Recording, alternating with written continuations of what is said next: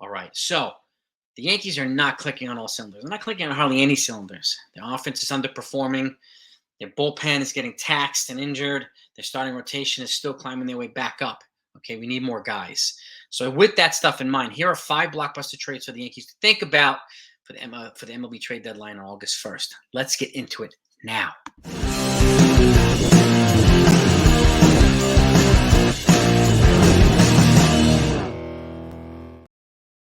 Oh, I think we can all agree. Last night's game sucked. 15-5 beatdown from the Boston Red Sox. Okay, it exposed a lot of our stuff, and the poor pitching, which has generally carried the team for most of the season, was made just amplified even worse. It looked even worse last night because with our offense not really doing hardly anything. Little hit here, little hit there, little home run, great and all, but we are far behind where we're at, where we should be. And I think they're ranked 4th in home runs, but they're 15th in driving runs. Yeah, driving runs in runs in scoring position. So the situational hitting sucks right now. They get a lot of opportunities, they don't capitalize on them. So, and it's nothing more frustrating to see these things. Nothing more frustrating to see all these injuries. Okay. It's also nothing more frustrating than seeing these post-game press conferences. And I know a lot of folks get angry, and I get it. And they wish Boone would be more, forthright or assertive, whatever you call it. Okay. But I got to give him credit for this. Okay. And I get frustrated too. Do I agree with everything he does and says? No. Do I wish he would be a little bit more forthright to a degree? Yes. Okay.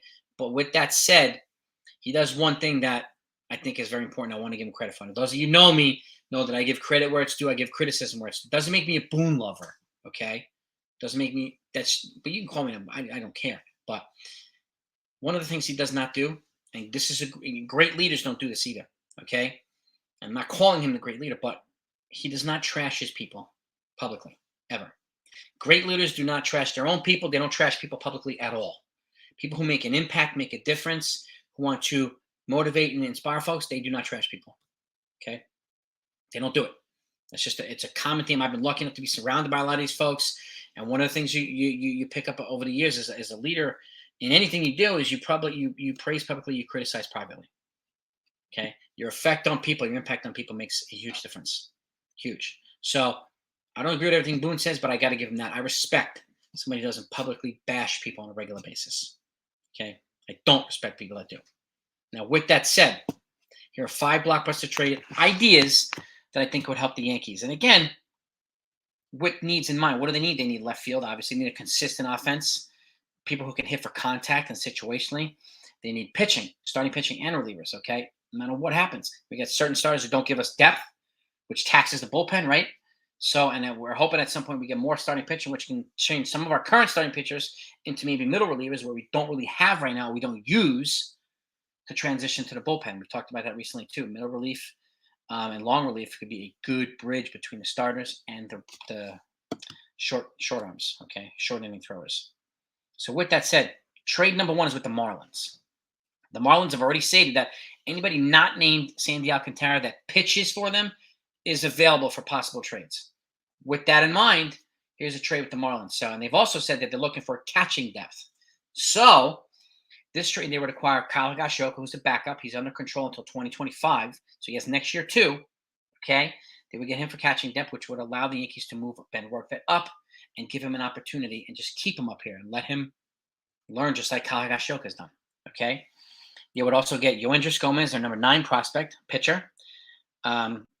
Trey Sweeney, the number 5 prospect, the shortstop, who's also blocked by other shortstops, and Everson Pereira, the number 4 prospect, who's also blocked. Probably Jason Dominguez, maybe even Spencer Jones at some point too. So here you get 3 top 10s and Kyle Higashioka. You may even need to add another prospect because the return coming back to the Yankees would be Jesus Luzardo, left-handed starting pitcher. He's not a free agent until 2027, and Edward Cabrera, 2028. He's a free agent. He's a right-handed starting pitcher. So you got a lefty and a righty, young starting pitchers with controllable years who come back to the Yankees. That type of value is gold. That's why you give up 3 top 10s, and you don't be afraid to do it because these guys are blocked. You don't have a path to the majors right now. At least that's immediate. So you get guys who can make an immediate impact now, right? Which the Yankees need a lot of. Okay. And again, I like Kyle Higashioka. He's a good guy, good player, solid player, but I think he'd have more value on the Marlins than he would on the Yankees. And I think the better complement to Jose Trevino would be Ben Rortvedt. He's a master game caller. He's a better hitter from the left-handed side. At some point, I think Austin Wells and Ben Rortvedt would be the best tandem because Jose Trevino is not really a great hitter. So, but with that said, that's trade number one. Trade number two with the Colorado Rockies. They would acquire Elijah Dunham, who's drawn comparisons to Brett Gardner with his speed, his hustle, his defense, a lot of intangibles. Oswaldo Cabrera, who I like, but I think we can upgrade in that position too. He's overmatched in the offensive lane. Davy Garcia, pitcher, converted reliever.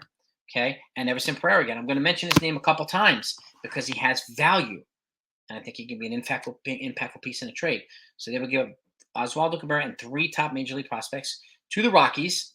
Okay. And again, they're number 4. David Garcia's not even in the top 30 anymore. And Oswaldo was not even there. Elijah Dunham, I think he's in the bottom half of the top 15, bottom half of the top 30. So this to me is the comparable trade to the Rockies. Package 1 would be Jurickson Profar, who in my opinion would be an upgrade over Oswaldo Cabrera because he plays infield and outfield, and Brad Hand, controllable reliever. He's under control until 2025. Package 2 would be Randall Grichuk, another left fielder looking to move. Hits on the righty side, was also a Yankee killer. So I'd rather him come here, address the left field spot for a while, then go to a team like the Blue Jays or the Orioles, become another Yankee killer, and then kick our asses out of the playoffs. Okay? And Daniel Bart, right-handed power reliever, also under control until 2025. So they would get a reliever with a controllable year and a half, and somebody who can address left field or play multiple positions. Okay? That's trade 2 with the Rockies. Trade 3 is with the Cleveland Guardians. Okay? In this particular trade, the Yankees would send Gleyber Torres, who's under control until 2025, and Everson Pereira, the number 4 prospect. This is good offensive pieces, okay, to the Cleveland Guardians in exchange for Shane Bieber. Torres is an upgrade over Ahmed Rosario over there. He is, okay, and you add him to Jose Ramirez and some of those other pieces, Andres Jimenez, it can make for a pretty formidable lineup. And again, Shane Bieber doesn't look like they're going to do what they need to do to extend him, so he has been made available. Okay. And again, the Yankees get their pitcher here, their starting pitcher, who they can put behind like Cole and Rodon, and you have Bieber there. That's a nasty 1, 2, 3. Okay. And you would be sending offense over to the Cleveland Guardians. Okay. Bieber's under control to 2025 as well. Maybe the Yankees add another prospect, minimal prospect, but if you can get Shane Bieber, I'm all for it. Trade 4 involves Oakland, but not any of their pitchers. None of them. I'm not trading for any of their pitchers anytime soon. Sorry, not doing it. I think a lot of folks would probably agree with me there. So, Oakland would acquire Everson Pereira, Drew Thorpe, who's a young pitcher, low in their system, who's been pitching extremely well, got a big arm. Roderick Arias, who's a shortstop, but he's only 17. I can't see him in the major leagues anytime soon. And he's blocked by a bunch of other shortstops in the Yankees. Okay? Over, and you can even send another prospect there if you want, but there's 3 pretty good prospects. But you'd be getting back veteran players with controllable years here. On a position side, Seth Brown, who's an infielder and an outfielder / first baseman, who can help back up Rizzo, take care of left field as well. He's not a free agent until 2027, controllable years. And Brent Rooker, another bat from Oakland. He's not a free agent until 2028. He's primarily a left fielder. So now you'd be able to help, because look, the fact is too, if you're not going to call up Andres Chaparro, what are you doing? Okay, then get one of these guys if you can. Okay, Chaparro deserves a shot, as does Oswald Peraza, who can credibly back up Gleyber Torres' offensive production. You give him a little adjustment period, and he's going to be way better defensively. He's going to make this infield around him defensively better as well. So here you'd get 2 controllable offensive players. Okay, so you got players in offense. You got a starting pitcher with Bieber. You get a position player and a reliever from Colorado, and you get 2 starting pitchers from Miami. Any of these trades would address a lot of needs for the Yankees. And lastly would be the trade that I think would be the most, would make a lot of folks happy. This one involves Shohei Ohtani. Okay, we talked about the other day whether it would be Shohei Ohtani or Juan Soto who would be a better fit for the Yankees, in your opinions. And it was pretty much split right down the line. I think about 50-50, right? And a lot of folks made some good points, and which is good. I appreciate that. And so here, but I mean, I'll point something out. And again, it may not matter, folks, but Shohei Ohtani's 29 right now. He's going to be 30 next June. So whatever it's 8-year deal, 10-year deal, I don't think anybody's going to get him on a lower deal than that. If you get him on a 5-year deal, you're going to have to pay $50-60 million a year minimum. Okay, but I this is his top chance to go for the gusto, and I think he'll get the gusto. I mean, he's earned the right to get the gusto. So in this particular trade, but again, 2 months of Otani is what you'd be trading for. Keep that in mind too. The Yankees would send Oswaldo Cabrera to the Angels, Trey Sweeney, Everson Pereira, Will Warren, and Elijah Dunham. Okay, over to the Angels. Okay, yeah, Will Warren's probably going to have to be included in this. I don't want to, but it is what it is. But again, you can get Shohei Ohtani back and an insurance policy in case Shohei Ohtani comes here, because you can't veto the trade, and then decides he wants to walk to the Dodgers or wherever else in free agency. The Yankees also get Joe Adell in this trade, okay, who is not a free agent until 2028, so he's got controllable years. He used to be the #1 prospect in all, excuse me, all of baseball 2 years ago. So plug him in left field, let him develop. Maybe he'll change the scene, he'll do him some good. And again, Oswaldo Cabrera could be replaced credibly by Joe Adell if he starts to hit better. He's got a huge bat, just needs to work on a lot of things, okay? And I think the Yankees can help him do that. Trey Sweeney, blocked.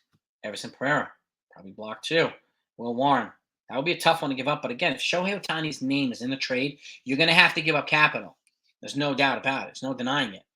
But again, I'm not giving up top capital for 2 months of him. No, I'm not doing it. So not for 2 months. I'd rather give up that much for a year and a half of Juan Soto. And I've already said that the other day. People think I'm nuts, but it is what it is. But again, so that's the Shohei Ohtani. And again, I want Shohei Ohtani and an insurance policy. In case you walk off, you give a shit ton for him, and he just leaves, and you have nothing. Because you can't give him a qualifying offer. Can't give him a qualifying offer to anybody you acquire at the trade deadline. So those are my 5 trades. Let me know what you think. They address needs for the Yankees. Ohtani would be another starter, obviously, and he'd be DHing. So, but then it would also require a Stanton type move. You'd have to see if you can move Stanton, and eat a bunch of his contract. So, which is a tough task in itself. So, which is why, I mean, it's an exciting trade, but it's also a unlikely one because it requires another trade. You don't have to trade Stanton to make any of those other trades. Okay, so it's just something to keep in mind as well. So those are my 5 trades. Let me know what you think. If you agree, disagree, whatever, give me your feedback in the comments. Let's talk about it. We don't know if the Yankees are going to get rained out. It sounds like they might get rained down. It might be a doubleheader tomorrow, but we'll see. Okay, and you'll get it one way or another. You'll find out. But have a great day, everybody. Great weekend. Happy Father's Day to all the dads, and all the love to yous. Appreciate you. Talk to you next time.